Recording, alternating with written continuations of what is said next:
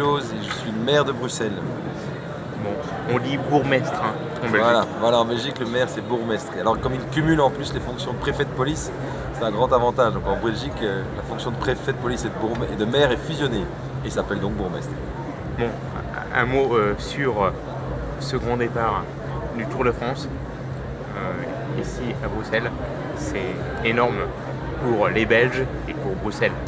C'est surtout l'occasion de fêter les 50 ans de la première victoire d'Eddy Merckx. Alors c'est vrai que c'est notre gloire nationale, c'est d'ailleurs un des sportifs du siècle, du XXe siècle.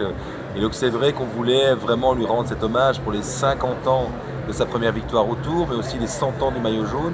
On a beaucoup négocié avec les équipes d'ASO pour avoir ce grand départ à Bruxelles, capitale européenne, et vraiment on remercie nos amis du Tour de France et la France, on est leurs petits voisins, d'accepter que ce grand départ se passe à Bruxelles. Bon, le cyclisme et la Belgique, c'est vraiment une histoire d'amour. C'est une culture. C'est vrai que les courses cyclistes, les grands champions, les grandes classiques, évidemment, on est dans un pays où vraiment c'est le sport roi, quoi. Alors évidemment, il y a le football, mais le cyclisme, ça reste vraiment une énorme référence pour les Belges. Alors, il y a Eddy Merckx et puis l'équipe Lotto également. Alors l'équipe Lotto, évidemment, qui a aussi ses personnages de légende, on le sait, mais on a eu l'équipe Quick-Step aussi avec Tom Bonnen, on a eu vraiment de nombreux champions. C'est vrai que ça fait longtemps qu'on n'a plus de maillot jaune, de maillot jaune on en a eu un cette année, ça c'était bien, mais on n'a plus de vainqueurs en tout cas du Tour de France. Et donc voilà, on espère dans les prochaines années que ce sera vraiment là, mais d'abord on est très heureux d'accueillir le Tour de France et ce grand départ. Alors Tom Bonnen, vous en parlez, qui s'est reconverti dans le pilotage automobile. Oui, j'ai entendu ça. Je pense que c'est vrai que quand on voit la façon dont ces coureurs cyclistes descendent souvent les grandes montagnes françaises, il faut une vraie expertise de pilote et ce coup d'œil. Ont les pilotes automobiles. Et ça ne m'étonne pas en tout cas que quand on aime le vélo, certains aiment aussi la vitesse et la course automobile. Alors justement, comment voyez-vous le parcours cette année ? Alors ce qui est intéressant, c'est qu'on va avoir une première journée où on va vraiment traverser un peu le pays en allant de Bruxelles jusqu'à Charleroi et en revenant vers Bruxelles, en passant par pas mal de villes avec des côtes, vraiment une première étape. Et alors, le lendemain, on prend retour d'une tradition du contre-la-montre par équipe qui permettra vraiment de découvrir tout Bruxelles, puisque toutes les équipes vont faire ce parcours et avoir vraiment une belle démonstration, ce qui permettra vraiment aux spectateurs de voir les coureurs. Alors c'est bien pour les équipes de classique. Dont les coureurs belges font partie, parce que c'est des bons coureurs de classique. Voilà, alors je ne me fais pas trop d'illusions sur le fait que la première étape devrait être gagnée au sprint, parce que c'est souvent comme ça les premières étapes. On verra pour le contre-la-montre par équipe, mais c'est vrai qu'on est un pays de classiques. On les connaît toutes, les Liège-Bastogne-Liège, la Flèche Wallonne, évidemment le Tour des Flandres, Grand Wevelgem. Paris-Roubaix. Alors Paris-Roubaix, évidemment, on est dans une classique qui n'est pas en Belgique, celle-là, mais qui fait partie du calendrier des grandes classiques. Et c'est vrai que pour nous, on est plus un pays de classique, mais on aimerait quand même bien la Belgique redevenir un pays qui gagne des tours.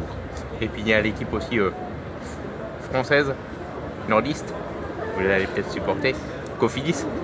Donc on sait qu'avec nos amis du Nord, on a beaucoup de succès. D'ailleurs, on voit maintenant en France, depuis maintenant plus d'une quinzaine d'années, le succès des Ch'tis. Les Ch'tis, c'est une région qui s'appelle la Picardie en Belgique aussi, qui est près de Tournai.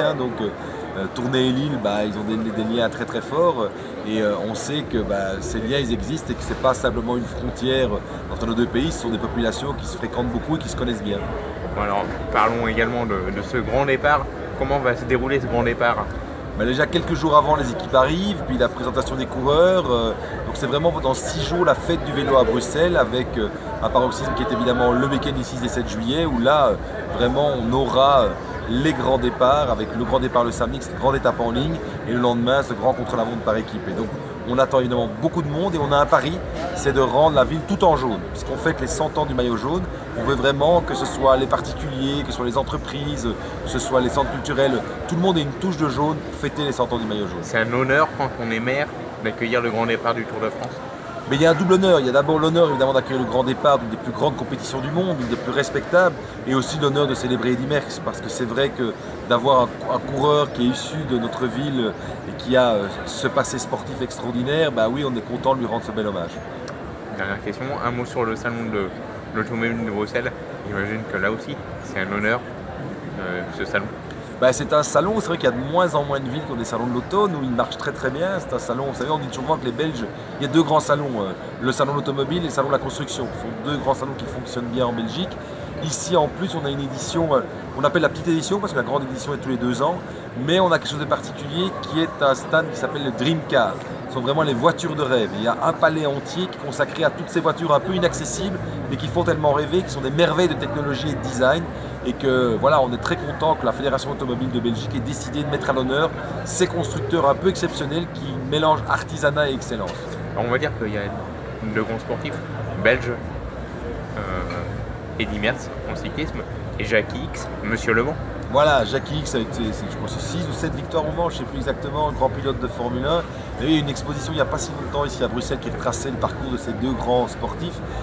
Mais on est convaincu que Jackie X sera là aussi au grand départ. Oui, c'est un de nos grands pilotes automobiles. Sans oublier Michel Vaillant. Alors Michel Vaillant, mais il était un peu français quand même, Michel Vaillant. Hein, donc il n'était pas belge, mais c'est vrai qu'on a eu d'autres grands pilotes, notamment aussi en rallye, en Formule 1, dans différentes. Mais c'est vrai que Jackie X, Neuville aussi, Thierry Neuville. Thierry Neuville, voilà, qui pour l'instant fait quand même une très très belle carrière. On est très fiers, on est tous derrière lui. Bon, monsieur le maire. Merci à vous. Si je vous dis, si je vous dis de choisir une voiture ici, dans le salon, quelle voiture choisiriez-vous? Alors moi je vais vous dire, il y a une voiture qui m'a toujours beaucoup épaté, si on va dans les performances, hein, donc, parce que sinon dans le politiquement correct je vais prendre une voiture électrique évidemment, une petite voiture urbaine, mais dans les performances il y a une voiture parce qu'elle cache vraiment sa puissance, c'est la Subaru Impreza. Moi j'ai toujours été épaté par cette voiture parce que d'abord c'était le fait de rendre la puissance accessible à un plus grand nombre par rapport à d'autres voitures complètement impayables. Et je trouve qu'il y a une technologie là-dedans chez Subaru absolument incroyable. Bon, on termine avec cette photo. Bah oui, c'est la casquette d'Eddy Merckx. Elle est trop petite pour ma tête, donc je ne sais pas la mettre. Mais donc voilà, tout ça avec Eddy. Voilà, merci. Merci à vous. Merci à vous. Voilà, merci.